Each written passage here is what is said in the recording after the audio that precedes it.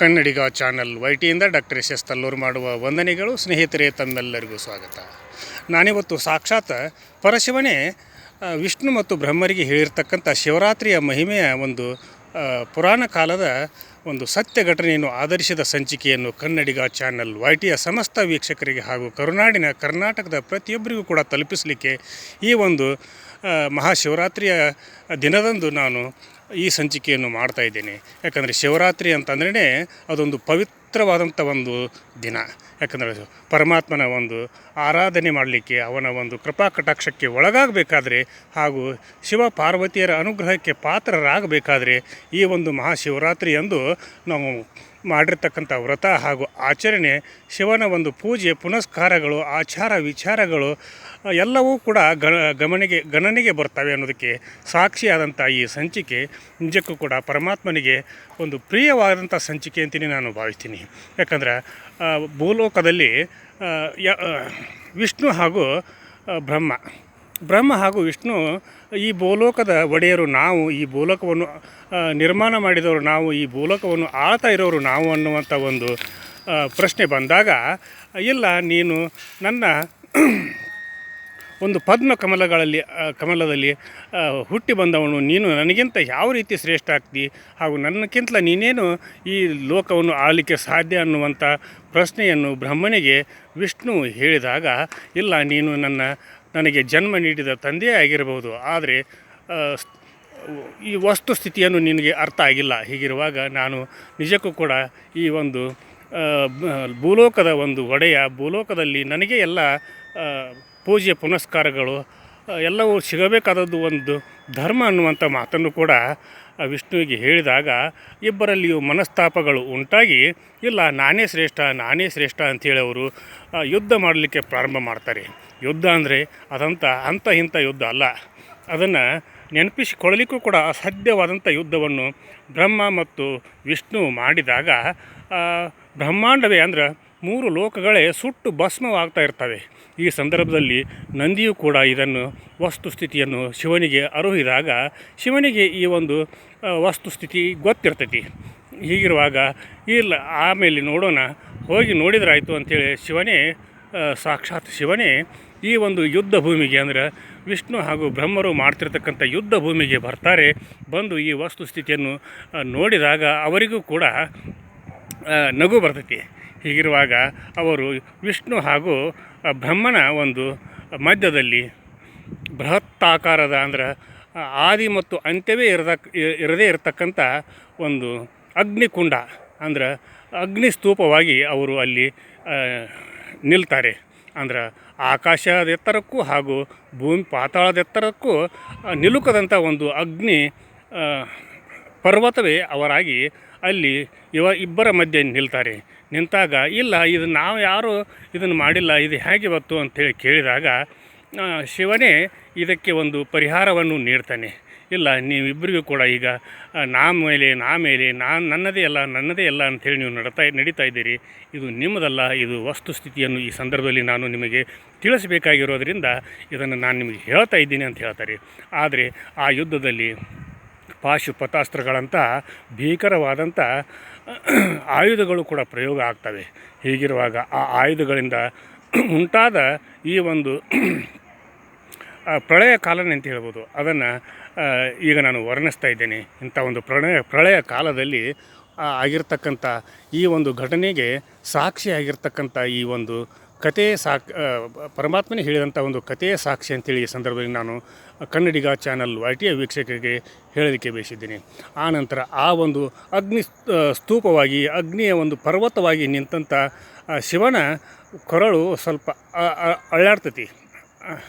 ಹೋಲಾಡ್ತೈತಿ. ಆ ಸಂದರ್ಭದಲ್ಲಿ ಶಿವನ ಒಂದು ಮುಡಿಯಲ್ಲಿ ಇರ್ತಕ್ಕಂಥ ಕೇದಿಗೆ ಪುಷ್ಪ ಉದುರಿ ಕೆಳಗೆ ಬರ್ತೈತಿ. ಬಂದಾಗ ಆ ಒಂದು ಪುಷ್ಪವನ್ನು ಬ್ರಹ್ಮ ಕೇಳ್ತಾನೆ, ಇಲ್ಲ ನೀ ಎಲ್ಲಿಂದ ಬಂದಿ ಅಂತ ಕೇಳ್ತಾನೆ. ಇಲ್ಲ ನಾನು ಹಾಗೇ ಬರ್ತಾ ಇದ್ದೀನಿ, ನನಗೆ ಎಲ್ಲಿಂದ ಬಂದಿ ಅನ್ನೋದೇ ಗೊತ್ತಿಲ್ಲ ಅಂತ ಹೇಳ್ತಾರೆ. ಹೇಳ್ತೈತಿ ಅದು ಕೇದಿಗೆ ಪುಷ್ಪ. ಆಮೇಲೆ ವಿಷ್ಣು ಮತ್ತು ಬ್ರಹ್ಮನಿಗೆ ಇದು ಒಂದು ಅಚಾತುರ್ಯವಾಗಿದೆ ಎನ್ನುವಂಥ ಒಂದು ವಿಷಯ ಗಮನಕ್ಕೆ ಬಂದು ವಿಷ್ಣು ಪಾತಾಳ ಲೋಕಕ್ಕೆ ಅದನ್ನು ಹುಡುಕಲಿಕ್ಕೆ ಹೋಗ್ತಾನೆ. ಅಂದ್ರೆ ಕಂಬ ಏನಿರ್ತೈತಿಲ್ಲ, ಅಗ್ನಿಯ ಪರ್ವತ ಅದು ಎಲ್ಲಿಂದ ಹುಟ್ಟಿತು ಅನ್ನೋದು ಗೊತ್ತಿರೋದಿಲ್ಲ. ಅದನ್ನು ಹುಡುಕಲಿಕ್ಕೆ ಅವನು ಪಾತಾಳ ಲೋಕಕ್ಕೆ ವಿಷ್ಣು ಹೋಗ್ತಾನೆ. ಅದರ ಒಂದು ಅಂತ್ಯವನ್ನು ನೋಡಲಿಕ್ಕೆ ಅಂದರೆ ಮೇಲೆ ಆಕಾಶದ ಎತ್ತರಕ್ಕೆ ಬ್ರಹ್ಮ ಹೋಗ್ತಾನೆ.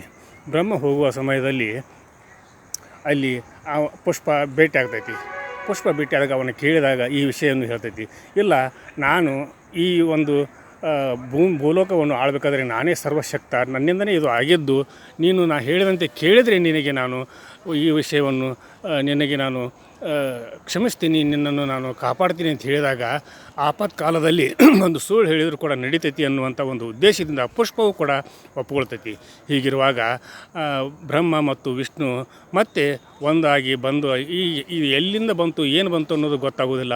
ಈ ಅಗ್ನಿಸ್ತೂಪದ ಒಂದು ವಿಚಾರವಾಗಿ ಅವರು ಮತ್ತೆ ಚರ್ಚೆ ಮಾಡೋದ್ರೊಳಗಾಗಿ ಈ ಒಂದು ಕೇದಿಗೆ ಪುಷ್ಪದ ವಿಚಾರ ಬಂದಾಗ ಆ ಪುಷ್ಪಕ್ಕೂ ಕೇಳ್ತಾನೆ ಬ್ರಹ್ಮ, ನೀನು ಎಲ್ಲಿಂದ ಬಂದೆ ಅಂತ ಕೇಳಿದಾಗ ಅದು ನಾನು ಮೇಲಿನಿಂದ ಇಳಿದು ಬಂದೆ ಅನ್ನುವಂಥ ಒಂದು ಸುಳ್ಳನ್ನು ಹೇಳಿದಾಗ ವಿಷ್ಣು, ಇಲ್ಲಪ್ಪ ನೀ ನನ್ನ ಮಗನಾದರೂ ಕೂಡ ನೀನೇ ದೊಡ್ಡವನು ಅಂಥೇಳಿ ಅವನಿಗೆ ಸರ್ವವನ್ನು ಧಾರೆ ಏರಿತಾನೆ. ಈ ಸಂದರ್ಭದಲ್ಲಿ ಸಾಕ್ಷಾತ್ ಶಿವನೇ ಪ್ರತ್ಯಕ್ಷನಾಗಿ ವಿಷ್ಣುವನ್ನು ಕ್ಷಮಿಸ್ತಾನೆ. ಯಾಕಂದರೆ ಅವನು ತಪ್ಪನ್ನೂ ಮಾಡಿರೋದಿಲ್ಲ. ವಿಷ್ಣುವನ್ನು ಕ್ಷಮಿಸಿ ಆಮೇಲೆ ಸರ್ವ ಒಂದು ಪೂಜೆ ಪುನಸ್ಕಾರಗಳು ನಿನಗೆ ಲಭಿಸಲಿ ಅಂತೇಳಿ ಅನ್ನುವಂಥ ಒಂದು ಆಶೀರ್ವಾದವನ್ನು ಮಾಡ್ತಾನೆ. ಆಮೇಲೆ ಬ್ರಹ್ಮನ ಕಡೆಗೆ ತಿರುಗಿ ಅವನ ಮೇಲೆ ಕೋಪ ಬಂದಿರ್ತೈತಿ.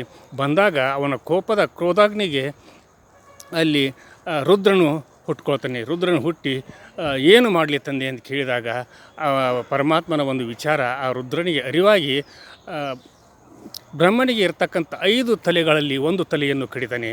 ಆ ತಲೆ ಯಾವುದಂತಂದರೆ ಅದು ಒಂದು ತಾನೇ ಶ್ರೇಷ್ಠ, ನನ್ನದೇ ಆದಂಥ ಒಂದು ನಡಿಬೇಕು ಅನ್ನುವಂಥ ಒಂದು ವಿಚಾರವಾಗಿರ್ತಕ್ಕಂಥ ತಲೆ. ಅದನ್ನು ಕಡಿದಾಗ ವಿಷ್ಣು ಪರಿತಪಿಸ್ತಾನೆ, ಇಲ್ಲ ನಾನೇ ನನ್ನ ಮಗನ ಒಂದು ತಲೆ ಕಡಿಲಿಕ್ಕೆ ಕಾರಣೀಭೂತನಾದನೆಲ್ಲ ಅನ್ನುವಂಥ ಒಂದು ಮಾತನ್ನು ಶಿವನ ಮುಂದೆ ಅರಿಕೆ ಮಾಡಿದಾಗ, ಇಲ್ಲ ನೀನೇನು ತಪ್ಪು ಮಾಡಿಲ್ಲ, ಇವನಿಗೆ ಗರ್ವ ಬಂದಿತ್ತು, ಹೀಗಾಗಿ ಇವನನ್ನು ನಾನು ಸುಳ್ಳು ಹೇಳಿದ ಹೀಗಾಗಿ ಇವನನ್ನು ನಾನು ಕಡಿಬೇಕಾಯಿತು, ನನ್ನ ರುದ್ರನಿಂದ ಇವನನ್ನು ಕಡಿಸಬೇಕಾಯಿತು ಅನ್ನುವಂಥ ಮಾತನ್ನು ಹೇಳಿದಾಗ, ಅಲ್ಲಿಂದ ಇಲ್ಲಿವರೆಗೆ ನೀವು ಬೇಕಾದಲ್ಲಿ ಕೇಳ್ರಿ, ಬೇಕಾದಲ್ಲಿ ನೋಡಿರಿ, ಬ್ರಹ್ಮನಿಗೆ ಒಂದು ಗುಡಿ ಇಲ್ಲ, ಅವನನ್ನು ಪೂಜೆ ಮಾಡೋಂಗಿಲ್ಲ. ಆದರೆ ವಿಷ್ಣು ಎಲ್ಲರಿಂದಲೂ ಕೂಡ ಪೂಜಿಸಲ್ಪಡ್ತಾನೆ. ಜೊತೆಗೆ ಶಿವನೇ ಹೇಳಿರ್ತಕ್ಕಂಥ ಇನ್ನೊಂದು ಮಾತನ್ನು ಕೂಡ ಈ ಸಂದರ್ಭದಲ್ಲಿ ನಾನು ಉಲ್ಲೇಖ ಮಾಡಲಿಕ್ಕೆ ಬಯಸ್ತೀನಿ. ಯಾಕಂದ್ರೆ ಈಗಿರ್ತಕ್ಕಂಥ ತಿರುವಣ್ಣಾಮಲೈ, ತಮಿಳುನಾಡಿನಲ್ಲಿ ಇರ್ತಕ್ಕಂಥ ತಿರುವಣ್ಣಾಮಲೈನಲ್ಲಿ ಒಂದು ಪರ್ವತವಿದೆ. ಅದು ಸರ್ವಶ್ರೇಷ್ಠವಾದಂಥ ಪರ್ವತ. ಆ ಪರ್ವತದಲ್ಲಿ ನಾನು ನೆಲೆಸಿದ್ದೇನೆ.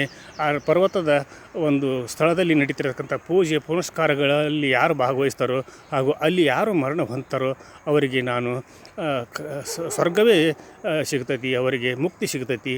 ಆಮೇಲೆ ಈ ಒಂದು ದಿನದಂದು ನೀವು ಯಾರು ನನ್ನ ಒಂದು ಅರ್ಚನೆ ಮಾಡ್ತೀರಿ, ಭಕ್ತಿ ಭಾವದಿಂದ ಪೂಜೆ ಮಾಡ್ತೀರಿ, ವ್ರತವನ್ನು ಮಾಡ್ತೀರಿ, ಉಪವಾಸ ಇರ್ತೀರಿ, ಇದು ವರ್ಷಾನುಗಟ್ಟಲೆ ನೀವು ಮಾಡಿರ್ತಕ್ಕಂಥ ಉಪವಾಸಕ್ಕೆ ಒಂದು ದಿವಸದಲ್ಲಿ ನಿಮಗೆ ಏನು ಬೇಡ್ತಿರೋ ಅದೆಲ್ಲ ಸಿಗ್ತೈತಿ. ನಿಮಗೆ ಆಯುಷ್ಯ, ಆರೋಗ್ಯ, ಅನ್ನ, ಒಡವೆ, ವಸ್ತ್ರ, ಧನ, ಕನಕಾದಿ, ಸೀರೆ, ಸಂಪತ್ತು, ರಾಜರಾಗ್ತೀರಿ ಅನ್ನುವಂಥ ಮಾತನ್ನೇ ಶಿವನು ಹೇಳಿದ್ದಾನೆ.